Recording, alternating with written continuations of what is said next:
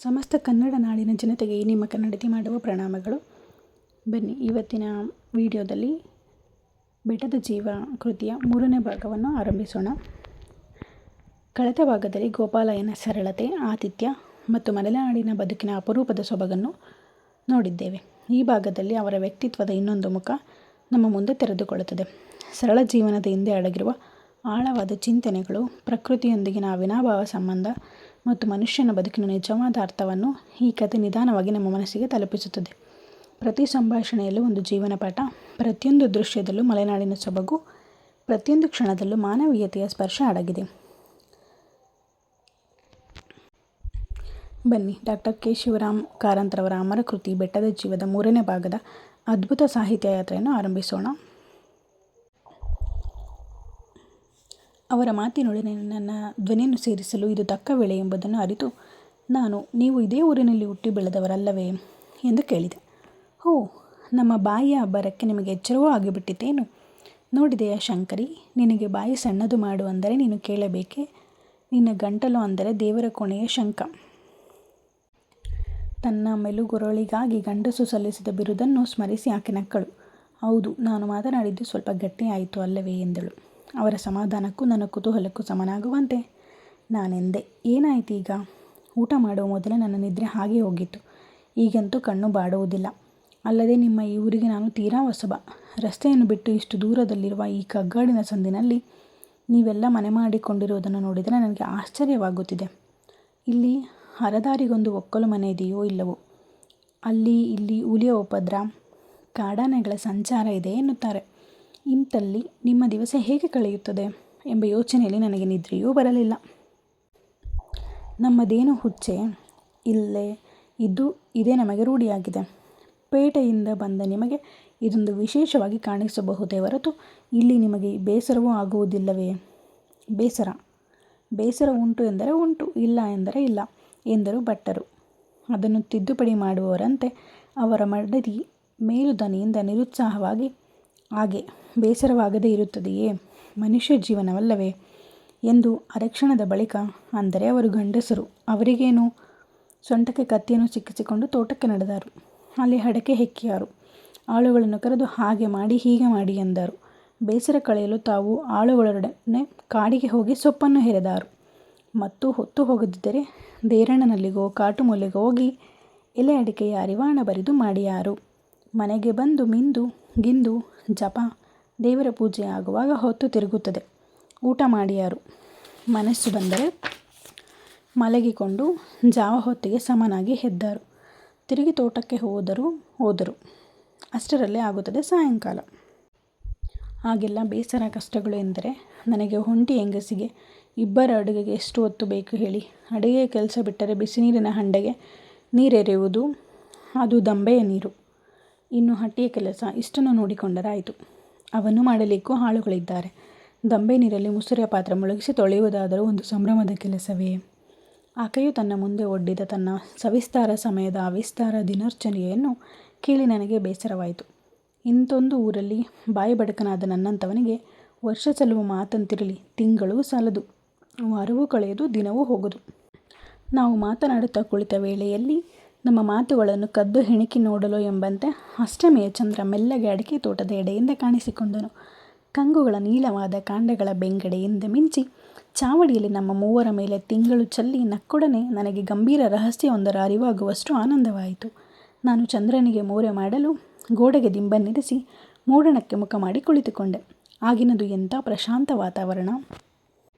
ನಾನು ನವಯುಗದ ಬುದ್ಧನಂತೆ ಬೆಳದಿಂಗಳಿಂದ ಮಾತು ಬೆಪ್ಪುಗಟ್ಟಿ ಚಲನೆ ಹೆಪ್ಪುಗಟ್ಟಿ ಬರಿದೇ ಕುಳಿತುದನ್ನು ಕಂಡು ಗೋಪಾಲಯ್ಯನವರು ವಿಸ್ಮಿತರಾಗಿ, ಏನು ಕುಳಿತೇ ಬಿಟ್ಟಿರಲ್ಲ ಎಂದರು. ಯಾಕೋ ನನ್ನ ಕಣ್ಣಿಗೆ ನಿದ್ದೆ ಬರುವಂತಿಲ್ಲ. ನಿಮಗೆ ನಿದ್ರೆ ಬರುವುದಾದರೆ ಹೊರಗೆ ಬಿಡಿ. ನಾನು ಹೀಗೆಯೇ ಬೆಳದಿಂಗಳನ್ನು ಕಾಣುತ್ತಾ ಕುಳಿತಿರುತ್ತೇನೆ. ಕಣ್ಣು ದಣಿದೊಡನೆಗೆ ಮಲಗಿಕೊಳ್ಳುತ್ತೇನೆ. ಹಾಗೂ ನಮ್ಮ ನಿದ್ರೆ ಮಾತೆನ್ನುತ್ತೀರಿ? ನನಗಾದರೂ ಸಮನೆ, ನಮ್ಮ ಶಂಕರಿಗಾದರೂ ಸಮನೆ. ಮಧ್ಯರಾತ್ರಿ ಕಳೆಯುವ ತನಕ ಚೂರು ನಿದ್ರೆ ಬರುವುದಿಲ್ಲ. ಮಾತನಾಡಿ ಗಂಟಲು ಒಣಗಿದರೂ ಕಣ್ಣು ಬಾಡುವುದಿಲ್ಲ. ಏನೋ ವಯಸ್ಸಾದ ಹಾಗೆ ನಿದ್ರೆ ಕಡಿಮೆ ಎನ್ನುತ್ತಾರೆ. ಅದು ನಿಜವಿರಬೇಕು. ಒಟ್ಟಾರೆ ನಮಗೆ ದಿನದಲ್ಲಿ ಜಾವ ಹೊತ್ತಿನ ನಿದ್ರೆ ಉಂಟೋ ಇಲ್ಲವೋ? ಅದರಲ್ಲೂ ಹಗಲು ನಿದ್ರೆ ಮಾಡಿಬಿಟ್ಟರೆ ಇಡೀ ರಾತ್ರಿ ಜಾಗರಣೆ ಎಂದೇ ಲೆಕ್ಕ. ಹಗಲು ಸಮಯವಾದರೂ ಕಳೆಯುತ್ತದೆ. ನಮ್ಮ ಶಂಕರಿ ಹಾಗೆ ತೋಟದ ಕೆಲಸವಿದೆ. ಬೇಸರವಾದರೆ ಕಾಟುಮಲೆಗೆ ಹೋದರಾಯಿತು. ಕಾಟುಮಲೆ ಎಂದರೆ ಅದು ನಮ್ಮದೇ ಒಂದು ಜಾಗ. ಆದರೆ ನೋಡಿ, ಈ ಇಡೀ ವಠಾರದಲ್ಲಿ ಬೇರೊಂದು ಬ್ರಾಹ್ಮಣರ ಮನೆ ಇಲ್ಲ. ಹಾಗಾಗಿ ನಾನೇ ನಮ್ಮವರ ಒಬ್ಬ ಹುಡುಗನನ್ನು ಅಲ್ಲಿಯ ತೋಟದಲ್ಲಿ ತಂದು ಸ್ಥಾಪನೆ ಮಾಡಿಬಿಟ್ಟಿದ್ದೇನೆ. ಅಲ್ಲಿ ನನಗೆ ಒಂದು 7-8 ಕಂಡಿ ಅಡಿಕೆಯಾಗುವಷ್ಟು ದೊಡ್ಡ ತೋಟವಿದೆ. ನಮ್ಮ ಕಾಟುಮೂಲೆ ಎಂದರೆ ಇಲ್ಲಿಗೆ ಸಮೀಪ. ಏನು ಒಂದು ಗಳಿಗೆ ದಾರಿಯೂ ಇಲ್ಲ. ನಾನೇ ಕಡಿಸಿ ಇಡಿಸಿ ನಟ್ಟು ಮಾಡಿದಂಥ ತೋಟವದು. ಯಾವ ಯಾವ ಒಕ್ಕಲುಗಳನ್ನು ತಂದು ಹಾಕಿ ನೋಡಿದೆ, ಬರಕತ್ತಿಗೆ ಬರಲಿಲ್ಲ. ಸಮನಾಗಿ ಗೇಯುವವರಿಲ್ಲದೆ ಕಾಡನ್ನು ಸವರಿ ಮಾಡಿದ ತೋಟವೆಲ್ಲ ತಿರುಗಿ ಕಾಡಿನ ಬಾಯಿಗೆ ಬೀಳುವ ಹಾಗಾಯಿತು. ಒಂದು ಸಾರಿ ಆನೆಗಳ ಹಿಂಡು ಬಂದು ನುಗ್ಗಿಬಿಟ್ಟರೆ ನಾವು ವರ್ಷ ಸುರಿಸಿದ ಬೆವರು ನಿಮಿಷದಲ್ಲಿ ದಂಡವಾಗುತ್ತದೆ. ಹೀಗೆಂದು ನಮ್ಮದೇ ಒಂದು ಜನ ಬೇಕು ಎಂದು ಯೋಚಿಸಿ ನಮ್ಮ ನಾರಾಯಣನನ್ನು ಅಲ್ಲಿ ತಂದು ಹಾಕಿದೆ. ನಾರಾಯಣ ಎಂದರೆ ಎಲ್ಲಿಯವರು? ನಿಮಗೇನಾದರೂ ಸಂಬಂಧವೇ? ಸಂಬಂಧವಲ್ಲ, ಮತ್ತೊಂದು ಅಲ್ಲ, ನಮ್ಮದೇ ಜಾತಿಯವನು ಅಷ್ಟೇ.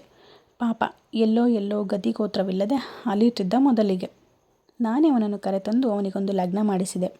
ಅಲ್ಲಿನ ಮನೆಯಲ್ಲಿದ್ದು ತೋಟ ನೋಡಿಕೊಂಡರು ಎಂದು ಬಿಟ್ಟೆ. ನನಗೆ ಪ್ರಾಯ ಸಂದಿರುವಾಗ ನಮ್ಮವರು ಎಂಬುವರು ಒಬ್ಬರಾದರೂ ಹತ್ತಿರವಿರಲಿ ಎಂದು ಹಾಗೆ ಮಾಡಬೇಕಾಯಿತು. ಅವನ ಬಂದ ಮೊದಲಿಗೆ ಆ ಕೊಂಪೆಗೆ ಹೆದರಿಕೊಂಡು 4 ದಿನವೂ ಅಲ್ಲಿ ಇರಲಾರ ಎಂಬ ಹೆದರಿಕೆ ನನಗಿತ್ತು. ಅಂದರೆ ಅದು ಜ್ವರದ ಮೂಲೆ. ತಿಂಗಳಲ್ಲಿ 10 ದಿನ ಮಲಗಿಕೊಂಡೇ ಇರಬೇಕು. ಆದರೂ ಅವನು ಹಠ ಮಾಡಿ ಇದ್ದು ಬಿಟ್ಟ. ಈಗ ಅವನಿಗೆ ಅಲ್ಲಿನ ಹವೆಯೂ ಹಿಡಿದಿದೆ.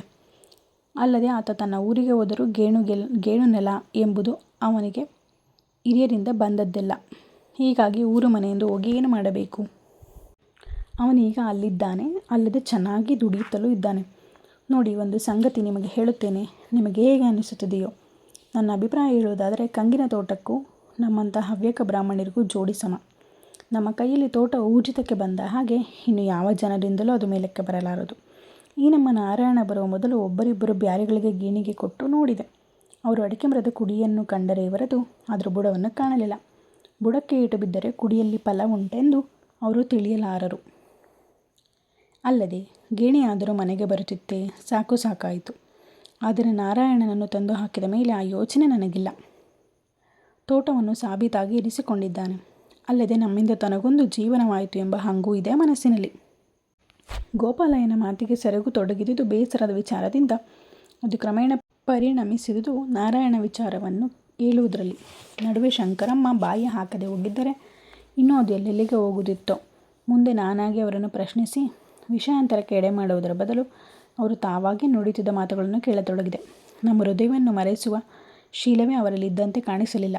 ಬದಲು ದಿನನಿತ್ಯದ ಏಕಾಂತವಾಸದಲ್ಲಿ ತಮ್ಮ ಸುಖ ದುಃಖಗಳನ್ನು ತಾವೇ ತೋಡಿಕೊಂಡು ದಿನಹರಣ ಮಾಡುತ್ತಿದ್ದವರಿಗೆ ಆಸಕ್ತಿಯಿಂದ ಕೇಳಲು ಕುಳಿತು ನನ್ನಂಥ ಒಬ್ಬ ವ್ಯಕ್ತಿ ದೊರೆಯುವುದೇ ಅಪೂರ್ವ. ಶಂಕರಮ್ಮ ಮಾತನ್ನು ಮುಂದುವರಿಸಿ ಅಂದರು. ನೋಡಿ, ನನಗೆ ನಾರಾಯಣನಿರುವಲ್ಲಿಗೆ ಹೋಗಿ ಆ ಸೊಸೆಯನ್ನು ಕಂಡು ಬರಲು ಕಾಲೂ ಬರುವುದಿಲ್ಲ. ಆ ಗುಡ್ಡವನ್ನು ಹತ್ತಿ ಇಳಿಯುವುದರಲ್ಲಿ ಸಾಕಾಗಿ ಹೋಗುತ್ತದೆ. ನಮ್ಮ ಯಜಮಾನರ ಕಾಲು ಗಟ್ಟಿ. ಈ ಪ್ರಾಯದಲ್ಲೂ ಅವರ ಮನಸ್ಸು ಮಾಡಿದರೆ ಪುತ್ತೂರಿಗೆ ನಡೆದೇ ಹೋಗಿ ಬಂದಾರು. ನಾನು ಯಾರ ಮನೆಗೆಂದು ಹೋಗಿ ಮಾತನಾಡಲಿ? ನಮ್ಮ ಒಕ್ಕಲು ಮಕ್ಕಳಲ್ಲಿಗೆ ಹೋಗಲಿ? ಅವರೇ ನಿತ್ಯ ಮನೆಗೆ ಬರುತ್ತಾರೆ. ಅವರೊಡನೆ ನಾವು ಪಟ್ಟಾಂಗಕ್ಕೆ ಕುಳಿತರೆ ಮನೆ ಕೆಲಸಕ್ಕೆಲ್ಲ ತೊಂದರೆ. ಹಾಗೆಂದು ಅವರ ಮನೆಗೋ ದೇರಣ್ಣನ ಮನೆಗೋ ಹೋಗಿ ಮಾತನಾಡುವೆಂದರೆ ನಮ್ಮ ತೋಟದ ಕರೆಯನ್ನು ದಾಟುವುದೆಂಬುದು ನನಗೆ ಕಾಶಿ ಯಾತ್ರೆಯಾಗಿಬಿಡುತ್ತದೆ. ಹಾಗೆ ಹೋದರೂ ದೂರ ಇತ್ತಿಲ್ಲ ಹೊರಗೆ. ಗದ್ದೆಯ ಅಂಚಿನಲ್ಲಿ ನಿಂತು ಅವರನ್ನು ಮಾತನಾಡಿಸಬೇಕು. ಅಂದರೆ ನೋಡಿ, ನಮ್ಮ ಶಂಕರಿಗೆ ಮಡಿ ಮೈಲಿಗೆ ಹೆಚ್ಚು. ಶೂದ್ರರ ಮನೆಯ ಅಂಗಳವನ್ನು ಮೆಟ್ಟಿ ಬಂದರೆ ಮನೆ ಹೋಗುವ ಮೊದಲು ಸ್ನಾನವಾಗಬೇಕು. ಅವಕ್ಕೆ ಯಾವ ಮಡಿ ಮೈಲಿಗೆ ಇದೆ? ಮನೆಯಂತಿಲ್ಲ, ಅಂಗಳವಂತಿಲ್ಲ, ಅಡುಗೆ ಮನೆಯಂತಿಲ್ಲ. ಊರೆಲ್ಲ ಕೋಳಿಗಳ ಪಿಷ್ಟೆ. ಅವನ್ನು ಮೆಟ್ಟಬೇಕಾದೀತಲ್ಲ ಎಂದು ಅವಳ ಹೆದರಿಕೆ. ಈ ಮಾತಿನಿಂದ ನನಗೆ ಆ ದಿನ ಗೋಪಾಲಯ್ಯನವರ ಮನೆಯ ದರ್ಶನ ಮಾಡಿಸಲು ಕಾರಣನಾದ ದೇರಣ್ಣ ನೆನಪಾಯಿತು. ಆದಿಯಲ್ಲಿ ಬರುತ್ತಿದ್ದಾಗ ಅವನು ತನ್ನ ಕಂಕುಳಲ್ಲಿ ತುರುಕಿಕೊಂಡಿದ್ದ ಹುಂಜವೊಂದರ ನೆನಪೂ ಆಯಿತು. ಅದರಿಂದ ನಾನು ನನಗೆ ಬರುವಾಗ ದಣಿವು ಹೇಳತೀರದು. ನಿಮ್ಮ ಮನೆಯಲ್ಲೇ ನಾನು ಮಲಗಿರುತ್ತೇನೆ ಎಂದು ದೇರಣ್ಣನಿಗೆ ಹೇಳಿದೆ. ಆದರೆ ಇಲ್ಲ, ನಿಮಗೆ ಚೆನ್ನಾಗಿರಲಾರದು, ಮಲಗಲೂ ಆಗದು ಎಂದು ಅವನಾಗಿ ಹೇಳಿದ ಎಂದು ತಿಳಿಸಿದೆ. ಹೌದು, ನಮ್ಮ ದೇರಣ್ಣನ ಸ್ವಭಾವವೇ ಹಾಗೆ. ಅವನು ತಾನಾಗಿ ಹೆಚ್ಚಿನ ತೊಂದರೆ ಪಟ್ಟುಕೊಳ್ಳುವವನಲ್ಲ. ಆದರೆ ತನ್ನಗೆ ಖರ್ಚಿಲ್ಲದ ಯಾವ ಪರೋಪಕಾರಕ್ಕೂ ಅವನು ಸಿದ್ಧ. ಅವನಿಗೆ ಈ ಕೋಳಿಯ ಅಂಕದ ಹುಚ್ಚು ಹೇಳತೀರದು. ಅವನಲ್ಲಿ ಮನೆಯ ಚಪ್ಪರದ ಕಂಬಗಳ ಕಾಲಿಗೆ ಒಂದೊಂದರಂತೆ ಒಂದೊಂದು ಕೋಳಿ ಇದೆ. ನಡುವೆ ಶಂಕರಮ್ಮ ನಮ್ಮ ಮಾತಿನ ಸರಣಿಯನ್ನು ಇನ್ನೊಮ್ಮೆ ಅಡ್ಡ ತಿರುಗಿಸಿದರು. ಈಗೊಳ್ಳಿ, ದೇರಣ್ಣ ಭೇಟಿಗೆ ಏನಾದರೂ ಏರ್ಪಾಡು ಮಾಡುವ ಎಂದಿದ್ದನಲ್ಲ, ಅದೇನಾಯಿತು? ಅದೊಂದು ಹುಲಿಯನ್ನು ಹುಡುಕಿ ಕೊಲ್ಲಿಸದೆ ಹೋದರೆ ಹಟ್ಟಿಯೊಳಗಿನ ದನಗಳೊಂದು ಉಳಿಯುವ ಹಾಗಿಲ್ಲ. ಅದೇನು ದೊಡ್ಡ ಕೆಲಸ. ಹುಲಿಯನ್ನು ಒಂದೇ ಗುಂಡಿಗೆ ಹಾರಿಸಿ ಬಿಡುವ ಎಂದನಪ್ಪ. ದೇರಣ್ಣನಿಗೆ ಹೇಳುವುದಕ್ಕೇನು ಕಷ್ಟ. ಅವನ ಬಾಯಿಯು ಗುಂಡಿನಿಂದಲೇ ಹುಲಿ ಸಾಯುವುದಾದರೆ ಇಷ್ಟರಲ್ಲಿ 100 ಹುಲಿಗಳನ್ನು ಅವನೊಬ್ಬನೇ ಹುಡಿ ಹಾರಿಸುತ್ತಿದ್ದ. ಹುಲಿಯ ಬೇಟೆ ಅಷ್ಟು ಸುಲಭವೇ ಶಂಕರಿ? ಪಂಜದಿಂದ ಅವನು ತನ್ನ ಭಾವನನ್ನು ಕರೆಸುತ್ತಾನಂತೆ. ಅವನು ವಾಸನೆ ಹಿಡಿದೇ ಶಿಕಾರಿ ಮಾಡುವವನಂತೆ. ಆ ಭಾವನೊಬ್ಬನು 6 8 ಹುಲಿಗಳನ್ನು ಪೈಸಲು ಮಾಡಿದ್ದಾನಂತಲ್ಲ. ಅಂತೆ ಇದೆಲ್ಲವೂ ಅಂತೆ ಪುರಾಣ. ಈಗ ಯಾರೂ ತಮ್ಮ ಬೇಸಾಯದ ಕಸುಬನ್ನು ಬಿಟ್ಟು ಬೇಟೆಗೀಟೆಗೆ ಬರಲಾರರು. ಬೇಟೆಗೆ ಜನರಾದರೂ ಸ್ವಲ್ಪ ಬೇಕೇನು? ಜಾನುವಾರ ಸಂತೆ ಕಳೆದು ಸುಬ್ರಹ್ಮಣ್ಯ ಷಷ್ಠಿ ಮುಗಿಯದೆ ಯಾರೂ ಮನೆಯನ್ನು ಬಿಡಲಿಕ್ಕಿಲ್ಲ. ಮತ್ತೇನು ಮಕರ ಸಂಕ್ರಾಂತಿಯೇ ಮುಗಿಯಬೇಕು. ಶಿಕಾರಿಗೆ ಗೌಡರೆಲ್ಲ ಸೇರಲಿಕ್ಕೆ. ಅಂದರೆ ಅಲ್ಲಿಯ ತನಕ ನಾವು ನಮ್ಮ ದನ ಕರುಗಳನ್ನು ಹಟ್ಟಿಯಿಂದ ಹೊರಗೆ ಬಿಡುವುದು ಬೇಡವಂತೇನು? ವರ್ಷಕ್ಕೆ ಎಷ್ಟು ಹಸುಗಳು ಹುಲಿಗಳ ಬಾಯಿಗೆ ಬಲಿ ಕೊಡಬೇಕು ಹೇಳಿ? ಹೋದ ವರ್ಷವೇ ಕುಳ್ಕೊಂದದಿಂದ ತಂದ ಹೊಸ ಎತ್ತು ಹೋಯಿತು. ಈ ವರ್ಷ ಹೂಡಲಿಕ್ಕೆ ಬೇರೊಂದು ಎತ್ತನ್ನು ಕೊಂಡರಾಯಿತು. ನಾನು ನಡುವೆ ಹೇಳಿದೆ, ಏನು ನಿಮ್ಮಲ್ಲಿ ಅಷ್ಟು ಹುಲಿಗಳ ಉಪದ್ರವಿದೆಯೋ? ದನ ಮೇಯಿಸುವಾಗಲೂ ನಮ್ಮೂರಿನಂತ ಇಲ್ಲಿ ದನ ಮೇಯಿಸೋದಕ್ಕೆ ಯಾರೂ ಇರುವುದಿಲ್ಲವೇನು? ನೀವೇನು ಹೇಳುತ್ತೀರಿ ಸ್ವಾಮಿ? ನಿಮ್ಮ ಹೆಸರನ್ನು ಕೇಳಲು ಮರೆತು ಬಿಟ್ಟೆ. ಏನೆಂದು ಕರೆಯಲಿ? ಶಿವರಾಮ. ನೋಡಿ ಶಿವರಾಮಯ್ಯ, ನಿನ್ನೆಯೇ ಬಹಳ ಹಿಂದಲ್ಲ ಏನಲ್ಲ ನಮ್ಮ ಮನೆ ದನವನ್ನು ಹಿಂಡಿಗೆ ಬಂದು ನುಂಗಿ ಮುರಿದುಕೊಂಡು ಹೋಯಿತು. ಈ 1 ತಿಂಗಳಲ್ಲಿ ನಮ್ಮ ಗ್ರಾಮದಲ್ಲಿ ಏನಾದರೂ 10 ನಾಡೆಗಳಿಗೆ ಕಡಿಮೆ ಇಲ್ಲದಷ್ಟು ಹುಲಿಯ ಬಾಯಿಗೆ ಬಲಿ ಬಿದ್ದಿದ್ದಾಯಿತು. ಏನು ಮಾಡಬೇಕೆಂದು ತೋರುವುದಿಲ್ಲ. ಏನು ಅಷ್ಟು ಹುಲಿಯ ಹೆದರಿಕೆ ಉಂಟಲ್ಲವೇ ನಿಮ್ಮ ಊರಲ್ಲಿ? ನಮ್ಮ ಊರಲ್ಲಿ ಅಂಥ ಹೆದರಿಕೆ ಇಲ್ಲವಪ್ಪ. ಏನೋ ಸುತ್ತಲಿನ ಗುಡ್ಡಗಳಿಗೆ ಬೆಂಕಿ ಬೀಳುವ ಸಮಯದಲ್ಲಿ 2-3 ವರ್ಷಗಳಿಗೊಮ್ಮೆ ಅದು ನಾಯಿ ಹುಲಿಯೋ ಏನೋ ಬರುವುದುಂಟು. ಅದೆಲ್ಲ ಆದರೂ ಬಂದಿತೆಂದರೆ ಬಂದದ್ದು ಊರು ಬಿಟ್ಟು ಹೋಗುವ ತನಕ ಹೊಟ್ಟೆ ಪುಕ್ಕು ಪುಕ್ಕು ಆಗುತ್ತದೆ. ನೀವು ನೆಟ್ಟಗೆ ಹುಲಿಯ ದವಡೆಯಲ್ಲೇ ಬಿಡಾರ ಮಾಡಿಬಿಟ್ಟಿದ್ದೀರಿ. ಅಂದರೆ ನಿಮ್ಮ ಊರಲ್ಲಿ ಮನುಷ್ಯರಿಗೆ ಅದರಿಂದ ತೊಂದರೆ ಇಲ್ಲವಷ್ಟೇ. ಮನುಷ್ಯರಿಗೂ ಉಂಟು, ಆದರೆ ಜಾನುವಾರುಗಳಿಗಿರುವಷ್ಟಿಲ್ಲ. ಯಾಕೆ?